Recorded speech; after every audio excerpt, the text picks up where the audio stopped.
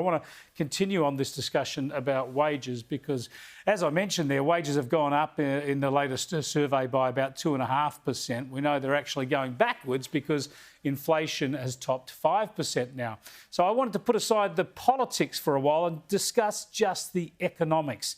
So I caught up with Simon Cowan from the Centre for Independent Studies today and asked him whether the real question here was whether the spike in inflation is temporary, just a blip, or whether it'll stay.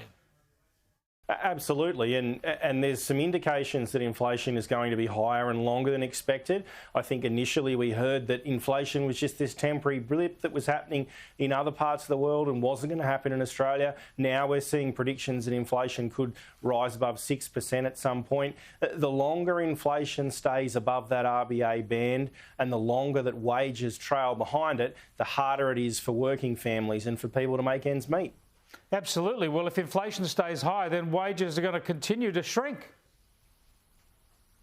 Well, that's true. Or alternatively, which in some respects is perhaps even more concerning, is that wages start to spiral after prices. Because what you'll see, as we saw in the 70s and 80s, is that increases in wages feed through to increases in prices, which feed back through to increases in wages, and things become so much harder to get under control again. It's the kind of thing that organisations like mine has been warning about, this reckless spending for such a long time. The idea that you can borrow as much as you want, spend as much as you want, and nothing bad will happen. It's just been proven to be a folly, and it's really disappointing. We're seeing, a return to very high inflation as we speak.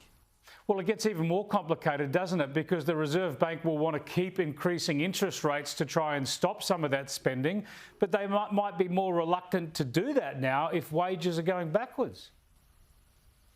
That's right. Increasing interest rates will also have an impact on cost of living, and it should bring inflation down, which would be of benefit in some respects. But if we keep seeing that sort of government stimulus from high deficit spending, if we see things like massive increases in the minimum wage, that's going to force the RBA to raise interest rates even higher, and the impact of those very steep increases in interest rates will be felt by mortgage holders, particularly the kind of people who have just entered into the mortgage market, have just bought their homes, the ones that both sides of politics say they want to help.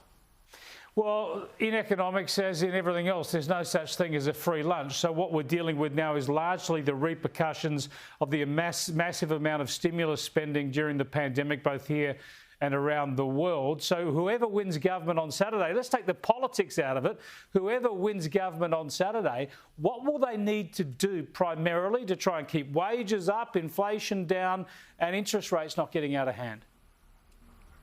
So there's two things here. There's a short term and there's a long term. In the short term, the government has to return to fiscal responsibility. We can't keep running big stimulus budgets, massive deficit spending in the face of very high and rising inflation. So in the short term, we've got to get the budget under control. In the long term, what we have to do is drive increases in productivity. We've got to deregulate industry. We've got to get businesses investing again. We've got to get that productivity growth that will enable the economy to grow, that will enable wages to grow along with it. The kind of things that we did in the 70s, in the 90s, we did in the early 2000s that we haven't done in recent years. That's what we're going to need to get inflation back down and wages growing again.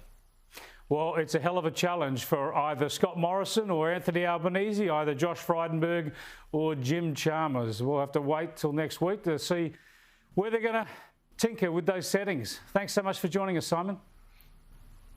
Absolute pleasure. Thank you. Quite a big economic challenge there for whoever is in government next week. And as you heard earlier, Anthony Albanese says he's going to put together a whole economic agenda, craft a whole agenda. We don't know quite what that is.